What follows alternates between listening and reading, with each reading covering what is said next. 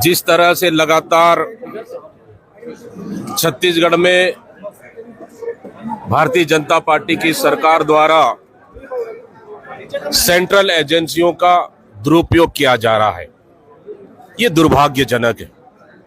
ये चाहते हैं छत्तीसगढ़ की राजनीति को दूषित करें, ये चाहते हैं छत्तीसगढ़ की राजनीति को बदनाम करें, ये चाहते हैं छत्तीसगढ़ की राजनीति में डरा और धमकाएं ताकि सरकार की नाकामी को विपक्ष मजबूती के साथ न रख पाए,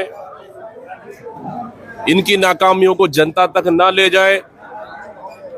छत्तीसगढ़ में कांग्रेस मजबूत है, मजबूत विपक्ष है, सदन के अंदर मजबूती के साथ लड़ाई लड़ रहे हैं और सदन के बाहर भी कांग्रेस पार्टी मजबूती के साथ लड़ाई लड़ रही है। इसलिए इस तरह के सेंट्रल एजेंसियों का भारतीय जनता पार्टी और उनकी सरकार दुरुपयोग कर रही है। नंबर एक। नंबर दो, 15 दिन पहले ईडी की रेड होती है, 15 दिन के बाद सीबीआई की रेड होती है।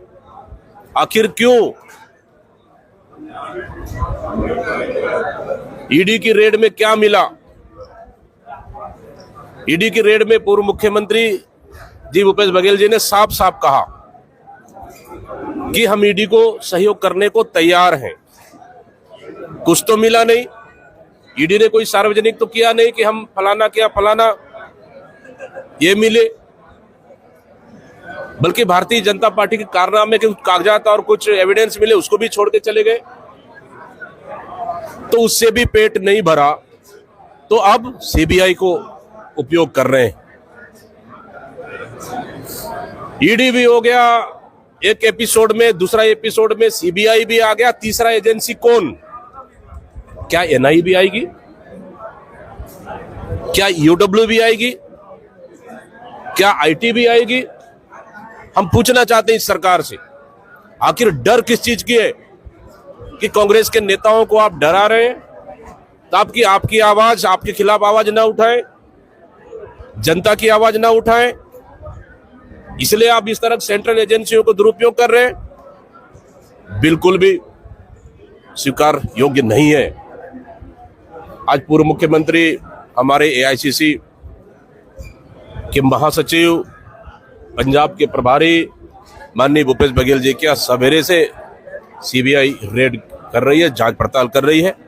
निश्चित रूप से इससे मनोबल कांग्रेस के कार्यकर्ताओं का कम नहीं होगा, बल्कि जितना आप प्रताड़ित करेंगे उतना कांग्रेस के कार्यकर्ताओं का मनोबल बढ़ेगा। और इस कार्रवाई से कांग्रेस डरने वाली नहीं है, इस कार्रवाई से कांग्रेस और मजबूत होगी। और तमाम हमारे नेता, पूर्व मुख्यमंत्री भूपेश बघेल जी हो या फिर देवेंद्र यादव जी हो, एआईसी सेक्रेटरी और तमाम हमारे अन्य कार्यकर्ताओं पर जिस तरह से रेड किया जा रहा है, कांग्रेस पार्टी पूरी तरह से साथ में खड़ी है और मजबूती के साथ सेंट्रल एजेंसियों और भारतीय जनता पार्टी के खिलाफ में लड़ाई लड़ेगी। आईएएस और आईपीएस अधिकारियों आईपीएस अधिकारी तो इस सरकार के भी चहेते। बहुत लोगों ने सवाल पूछे, आपकी सरकार में खास थे? हमने कहा कि प्रशासन के अधिकारियां किसी भी सरकार के कोई खास नहीं होता। सरकार में प्रशासन सबसे बड़ा जवाबदारी है, प्रशासनिक अधिकारी जिसके सरकार है उसके अधिकारी है वो तो अभी इनकी सरकार में भी खास है।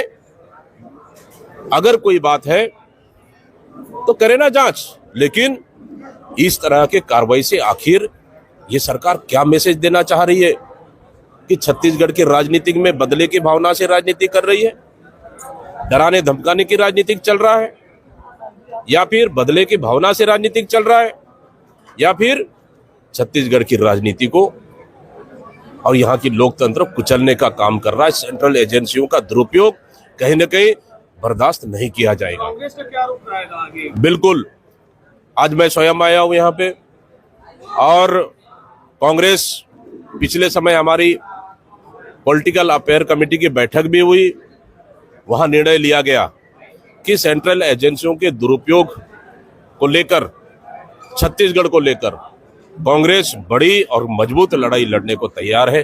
बहुत ही जल्द हम लोग आगामी रणनीति तय कर आगामी इन सेंट्रल एजेंसियों के खिलाफ लड़ाई लड़ने के लिए बहुत जल्द ही रणनीति हम तय करेंगे। हैं आप? पूछिए। अरुण साहू ने कहा है कि राजनीतिक आधार पर ये राजनीतिक नहीं, बदले की भावना है। अगर सेंट्रल एजेंसियों को जांच ही करना है तो भारतमाला प्रोजेक्ट में क्यों नहीं? इसलिए क्योंकि आपके भारतीय जनता पार्टी के नेता भी इन्वॉल्व हैं उसमें। भारतमाला प्रोजेक्ट में क्यों ईडी और सीबीआई जांच नहीं कर रही है? सीजीएमएससी में घोटाला हुआ क्योंकि आपके मंत्री और आपके नेता भी शामिल हैं, उसको ईडी और सीबीआई जांच क्यों नहीं कर रही है? रीएजेंट घोटाला, क्या उसको सीबीआई और ईडी जांच करेगी? क्या सरकार ईडी और सीबीआई को जांच करने के लिए सौंपेगी? आप छोटे छोटे मछलियों को जेल भेजकर साबित क्या करना चाहते हैं? क्या मंत्री जवाबदार नहीं है? सरकार जवाबदार नहीं है? सरकार कितने दिन जवाबदारी से भागेगी?